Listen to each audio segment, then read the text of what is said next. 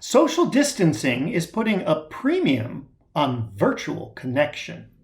For many of us, video conference, often from our homes, is the new arena of communication excellence. So, from our homes, using our own devices, the Butterfield Speaks team offers you 3 steps to be your best. Set the stage, work the camera, and design for maximum connection. Whether using an iPhone or a webcam or a laptop like the one I'm using right now, place the camera at about eye level and try to make it about 2 to 3 feet away from you. Now, your camera will have a reverse view, so you'll be able to view yourself. Use it. Check out how you look. Check out the backdrop. Check out the light. It's important that the source of light comes from behind the camera so you can be well seen. Oh yes, and wardrobe and grooming do matter, so look sharp.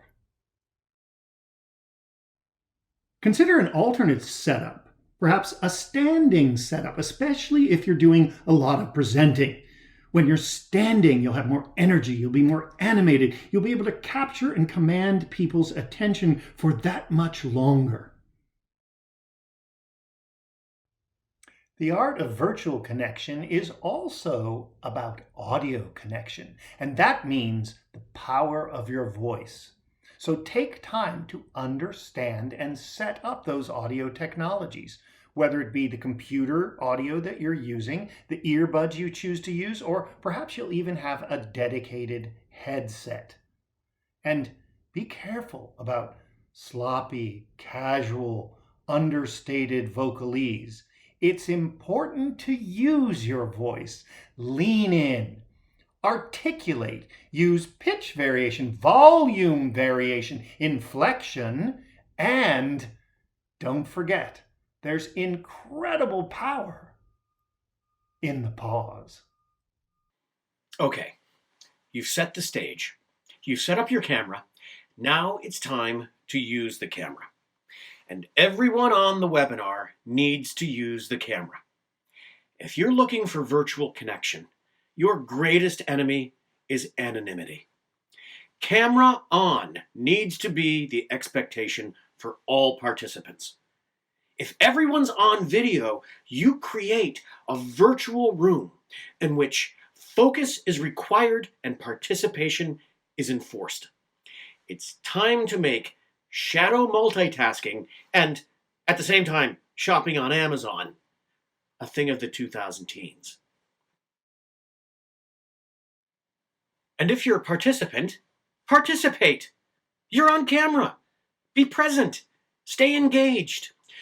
Offer the same level of focus you would want if you were presenting. Don't bury your head in the keyboard or stare out the window. This isn't your 7th grade history class. And speaking of where you're looking, it's even more important where you're looking when you present. If you're presenting content, you probably have to spend some time looking at the screen for your content. And when you present live, we coach you to spend as much time looking at the audience as possible. It's no different when you're presenting virtually. In your virtual room, your audience is just on the other side of the lens of the camera. So spend as much time as possible looking into that lens. And what will your audience see? You looking at them, engaging with them, and connecting.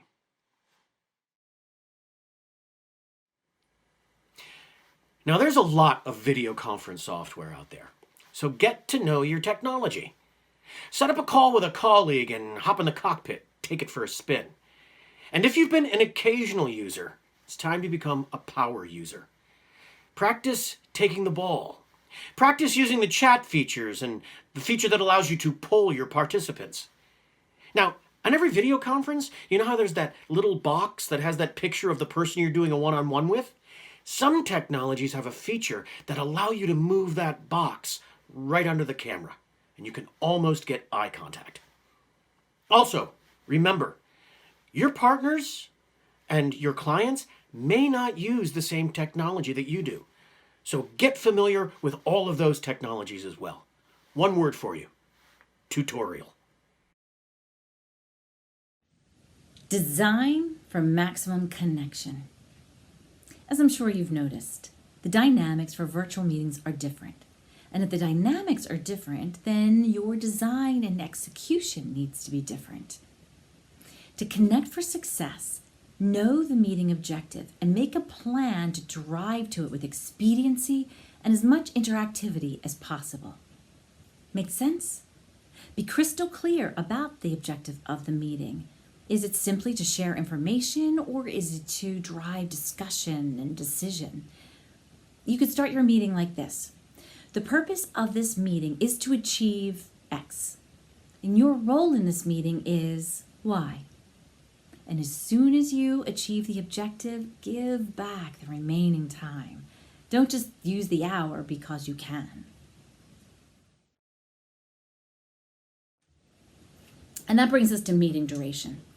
You're remote, and it's harder to hold attention. There are many distractions to manage. Mom! Children who are also home because school is closed. And cats that need to hop up on the computer as soon as the camera starts rolling. Honey, where are my black socks? Given all of this, schedule shorter meetings.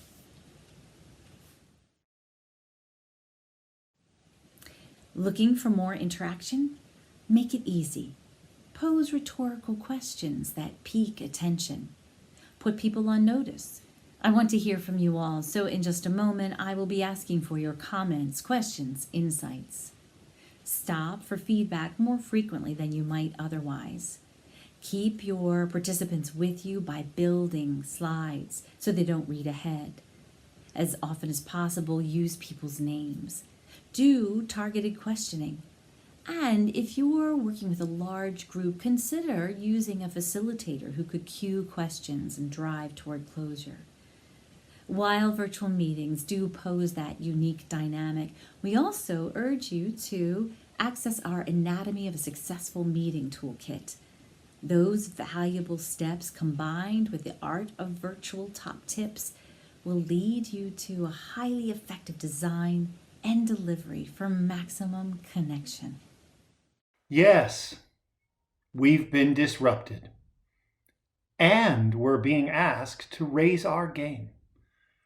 On behalf of our team, stay safe. We hope these virtual connection tips help you stay engaged with your teams and your partners.